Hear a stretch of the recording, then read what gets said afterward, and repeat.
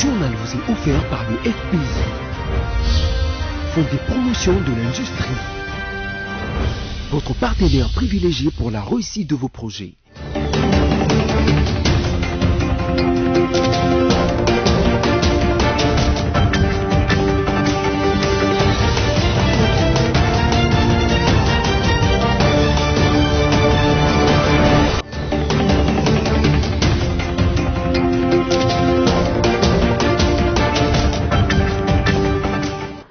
C'est l'heure de vous informer sur BSC Télévision. Mesdames et messieurs, tout de suite, les titres de l'actualité de ces journaux.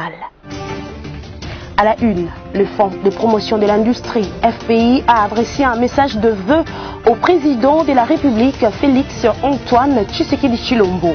Dans ces documents signés par le directeur général et le président du conseil d'administration, le FPI souhaite prospérité, santé et longévité au chef de l'État.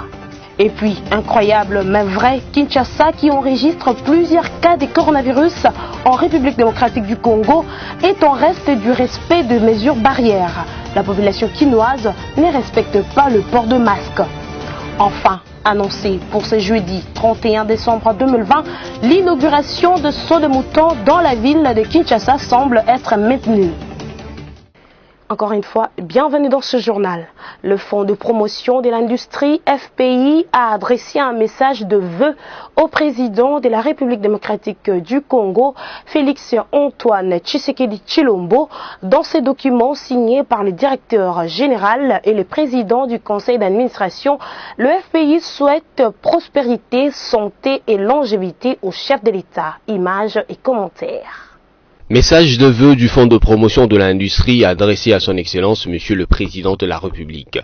Excellence Monsieur le Président de la République, chef de l'État. À l'occasion des festivités de fin d'année 2020 et de Nouvel An 2021, le Conseil d'administration, la Direction générale ainsi que tous les personnels du Fonds de promotion de l'industrie, en sigle FPI, vous présentent leurs vœux les meilleurs de prospérité, de santé et de longévité. En dépit des vicissitudes qui ont marqué l'année 2020 à la suite de la crise sanitaire due à la pandémie de la maladie à coronavirus Covid-19 qui a causé des dégâts humains, sociaux et économiques dans le monde en général et en RDC en particulier, le Fonds de promotion de l'industrie a suivi sans désemparer les missions lui assignées par le gouvernement de la République, à savoir les financements de projets industrie structurants et l'accompagnement du programme présidentiel accéléré de lutte contre la pauvreté et les inégalités sociales.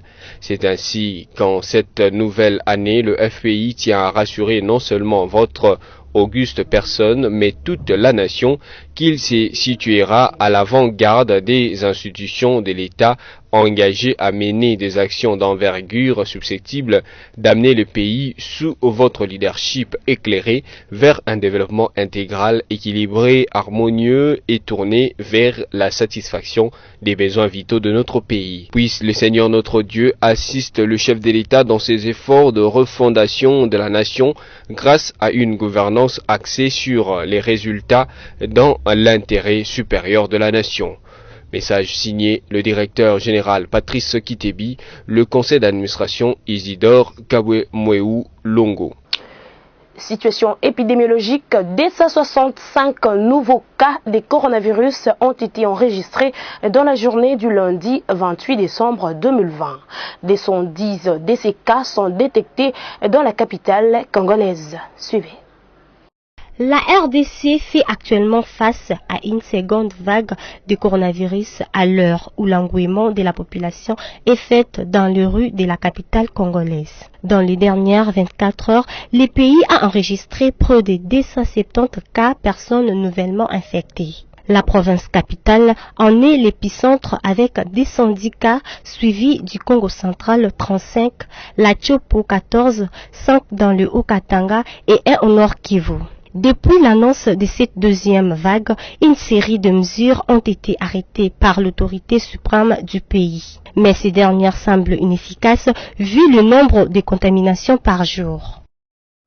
Festivités à Kinshasa, incroyable mais vrai, la ville qui enregistre plusieurs cas de coronavirus en République démocratique du Congo est en reste du respect des mesures barrières. La population quinoise ne respecte pas le port de masque. Sophia Zaorati et Orly Kiaz nous fait les constats. La ville de Kinshasa, capitale de la République démocratique du Congo, enregistre plus de cas de coronavirus malgré cette croissance des cas confirmés. La plupart des Quinois ne respectent pas le port de masque. Un constat fait ce mardi 29 décembre 2020 dans quelques quartiers de Kinshasa. Il est démontré que beaucoup de Quinois ne portent pas le masque et sont au risque d'être contaminés par cette pandémie. Rappelons que pour lutter contre la deuxième vague des coronavirus en République démocratique du Congo, le chef de l'État, Félix Antoine Tshisekedi Tshilombo, avait rendu le port de masques obligatoire, notamment dans les lieux publics, dans les taxis et dans les grands marchés. Le président Félix a également décrété les couvre-feux de 21h à 5h du matin pour stopper la propagation de la maladie. Rendons-nous à l'Assemblée provinciale de Kinshasa où le dépôt des pétitions récoltées pour la destitution du bureau de Godempoï n'a pas eu lieu de la plénière du lundi 28 décembre 2020. Ce report est justifié par le vote du projet de budget 2021 de la ville de Kinshasa. Je suis Kalamba. Alors que l'opinion s'attendait au dépôt de la pétition pour la chute de Godempoï, président de l'Assemblée provinciale de Kinshasa, et son bureau lors de la plénière du lundi 28 décembre 2020, ce dernier a été renvoyé à la session de mars 2021. Ce report fait suite au vote du projet de budget 2021 de la ville de Kinshasa qui devrait avoir lieu le même jour. Ce projet de budget était une nécessité pour que Kinshasa puisse vivre dès le 1er janvier 2021, a dit Peter Kazadi, élu de Kinshasa et signataire de la pétition. Il a promis par ailleurs la poursuite de la démarche pour instaurer une bonne gouvernance au sein de l'organe délibérant de Kinshasa. Rappelons que une frange des députés provinciaux de Kinshasa ont signé une pétition contre le bureau Mpoï pour opacité dans la gestion des finances de leur institution. Pour avoir désobéi aux instructions du chef de l'État, Félix Antoine Tshisekedi Tshilombo, le colonel des FARDC, Kabengele Amundala, a été arrêté à Matadi, au Congo central. Lieva Luzolo nous fait le point. Un colonel des forces armées de la République démocratique du Congo, FARDC, a été arrêté le week-end dernier à Matadi, au Congo central. Ce, pour avoir désobéi aux instructions du chef de l'État, Félix Antoine Tshisekedi Tshilombo, interdisant à tout officier de se déplacer d'une province à une autre sans l'aval du commandant suprême des FARDC. D'après les informations parvenues à BC Télévision, le colonel Kabengele Amundala Dieudonné était accompagné d'une autre personne et logé dans un hôtel situé dans la commune de Matadi. Un groupe de jeunes, plus d'une dizaine environ, venus également de Kinshasa, logés dans une maison située non loin de l'hôtel où logeaient les colonels, étaient aussi appréhendés le même jour par le service de sécurité. Le colonel précité devrait être acheminé à Kinshasa après son audition. Ici est de rappeler que le colonel Kabengele Amundala Dieudonné est celui qui a endeuillé la province du Congo central en 1998. Il est l'auteur de la rébellion menée à partir de la ville de Mwanda et qui avait coupé le courant électrique du barrage hydroélectrique de Inga. Quelles sont les motivations et objectifs de ce colonel dans le Congo central? Pourquoi n'a-t-il pas informé la hiérarchie et pourquoi doit-il être accompagné d'une dizaine de jeunes? Serait-ce pour préparer une rébellion? Toutes ces questions n'ont pas encore de réponses du moment où l'infortuné n'est pas encore jugé. Dossier donc à suivre. Martin Fayoulou Madidi, coordonnateur en exercice de la plateforme Lamouka, va s'adresser à la nation ce mercredi à midi. Devos Kitoko, secrétaire général de l'ECD, qui a confirmé l'information à la BAC Télévision, a déclaré que ces messages de Martin Fayoulou sera retransmise en direct dans plusieurs médias de la place. Les grandes questions d'actualité seront sans doute abordées par Martin Fayoulou.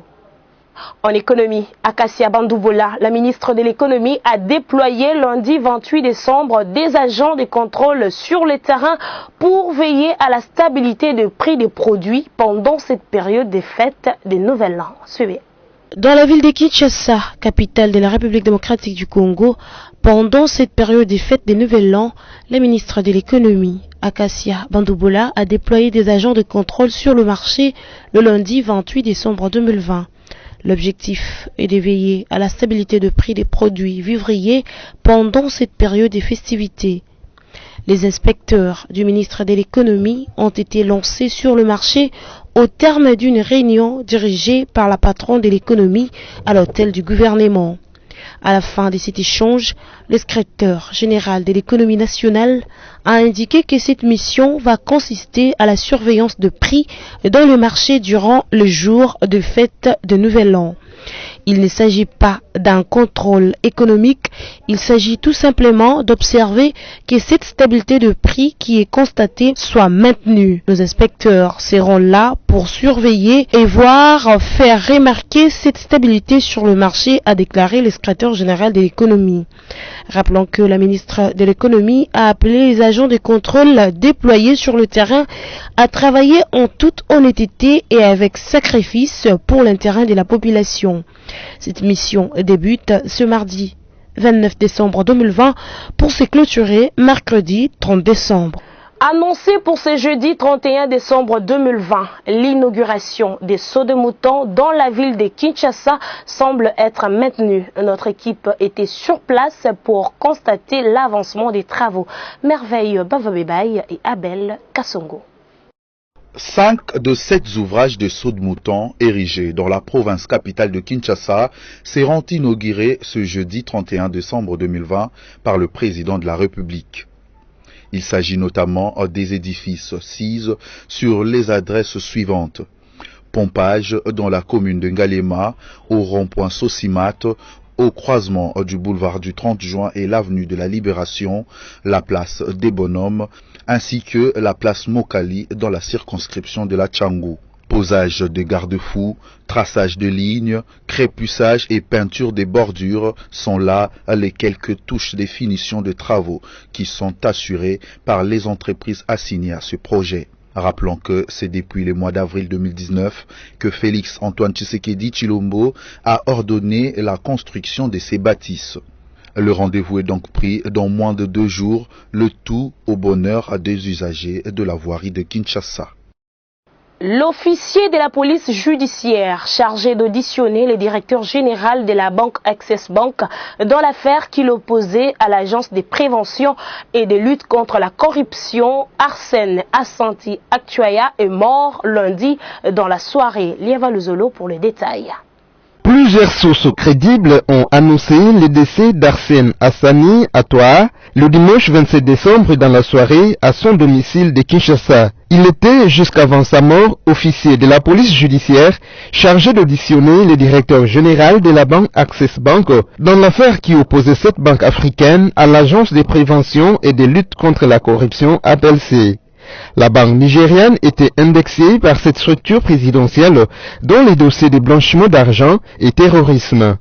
L'agence avait subi une série de critiques populaires pour avoir saisi les passeports et une importante somme d'argent au titre des garanties de comparution. Transmis au parquet, le procureur général avait brièvement interpellé 2 cadres de cette agence avant de les libérer 24 heures après. Le DG d'Access Bank avait également récupéré la dite somme et son passeport. Cette situation avait créé une vive polémique au sein de la société congolaise. À l'heure où cette information est diffusée, les causes de la mort de cet OPJ n'est pas encore connue. En sport, Jean-Florent Ibengue, sélectionneur principal des Léopards à prime de la République démocratique du Congo, a préconvoqué 6 joueurs du FC Saint-Éloi Lupopo pour la grande messe du championnat d'Afrique des Nations CHAN, prévue au Cameroun en janvier 2021. Cette information a été livrée par la Fédération congolaise de football association FECOFA le lundi 28 décembre 2020. À travers un communiqué rendu public lundi 28 décembre par la Fédération congolaise de football Association FECOFA, adressant au club de Lubumbashi, les FC Saint-Éloi Lupopo, 6 joueurs ont été préconvoqués par Jean-Florent Ibenge, sélectionneur principal des Léopards A' de la République démocratique du Congo pour le championnat d'Afrique des Nations CHAN prévu au Cameroun en janvier 2021. Il s'agit notamment de Matampi Vumbilei, Mokondi Bazeke, Ibumba, Fasila et Kasongo Munani. Par ailleurs, la Fédération congolaise de football Association FECOFA précise que 2 tests PCR et Covid-19 seront effectués sur ces joueurs. Le premier test se fera en 3 jours avant d'intégrer la sélection avec obligation de se munir du résultat du centre de traitement. Le deuxième interviendra juste après la compétition pour garantir leur retour au club à la reprise des entraînements dans les conditions sanitaires optimales sans risque de contamination. La même source renseigne que, au cas où tous ces joueurs seront retenus sur la liste définitive des sélectionnés, le club recevront la convocation ainsi que les programmes détaillés des rassemblements à venir. En outre, les joueurs qui ne seront pas inscrits sur la liste définitive des sélectionnés resteront tout de même sélectionnables et pourront être rappelés à tout moment pour une éventuelle sélection. Signalons à cela que c'est depuis le 15 décembre dernier que Jean-Florent Ibenge a retrouvé la tête des Léopards A'. Et voilà, ne nous quittez pas, la revue de presse, c'est dans un instant avec Merveille Bavabébaï.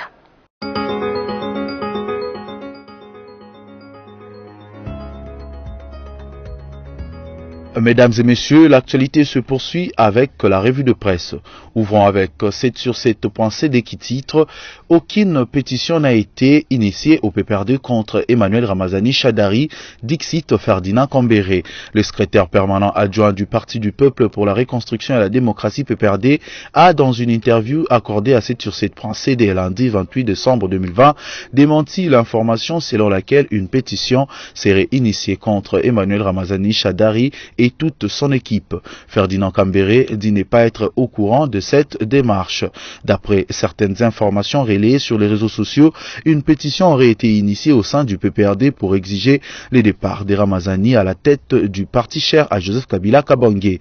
À noter que l'ancien candidat à la présidentielle de décembre 2018 pour le compte du Front commun pour le Congo FCC séjourne à Lubumbashi dans la province du Haut-Katanga. Toujours en politique, avec Forum des Actes cette fois-ci, Sami Badibanga au cœur de la success story de Fachi. En sport comme en politique, c'est le résultat qui dicte le commentaire. Comment ne pas avouer que Félix Antoine Tshisekedi a le vent en poupe en cette fin d'année? Comment ne pas saluer sa remontada, lui qui jusqu'il y a peu était institutionnellement parlant cerné par la galaxie kabiliste. Aujourd'hui, c'est un Fachi pourvu de moyens de sa politique qui s'apprête à aborder l'an 3 de son quinquennat. Bien entendu, cette success story est d'abord l'œuvre du président lui-même.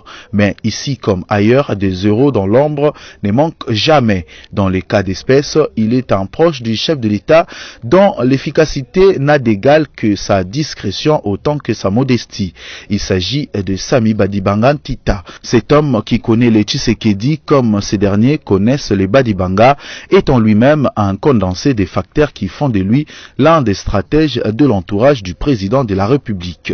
Clôturant cette revue de presse avec Descoco.com qui note de son côté 69 conteneurs de matériel de la centrale de Katende bloqués à Lubumbashi faute de décaissement de 798 000 $ de transport. 69 des 71 conteneurs de matériel et accessoires pour la construction de la centrale hydroélectrique de Katende se trouvant bloqués dans l'entrepôt de la SNCC à Lubumbashi depuis décembre 2015. Ces 69 conteneurs, ne représentant 3840 tonnes de matériel, font partie du lot des 71 conteneurs de 593 293 tonnes ayant les matériels destinés à la construction de la centrale hydroélectrique de Katende au Kasaï central. Ceci ressort du rapport des missions effectuées par une équipe de l'Assemblée provinciale du Kasaï central, dirigée par le vice-président de cette institution, Mathieu Tolo, grâce à l'appui financier de PNUD du 11 au 18 décembre 2020 à Lubumbashi,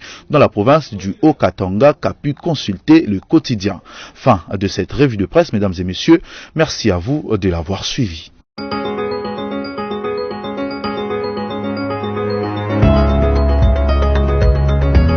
On passe au rappel des titres si vous nous avez pris en cours de diffusion. À la une, le Fonds de promotion de l'industrie FPI a adressé un message de vœux au président de la République, Félix Antoine Tshisekedi Tshilombo. Dans ces documents signés par le directeur général et le président du conseil d'administration, le FPI souhaite prospérité, santé et longévité au chef de l'État. Et puis, incroyable mais vrai, Kinshasa qui enregistre plusieurs cas de coronavirus en République démocratique du Congo est en reste du respect de mesures barrières. La population quinoise ne respecte pas le port de masque. Enfin, annoncé pour ce jeudi 31 décembre 2020, l'inauguration de Saut de Mouton dans la ville de Kinshasa semble être maintenue. Enfin, ce journal est complètement terminé. Merci à vous de l'avoir suivi et meilleurs vœux chez vous.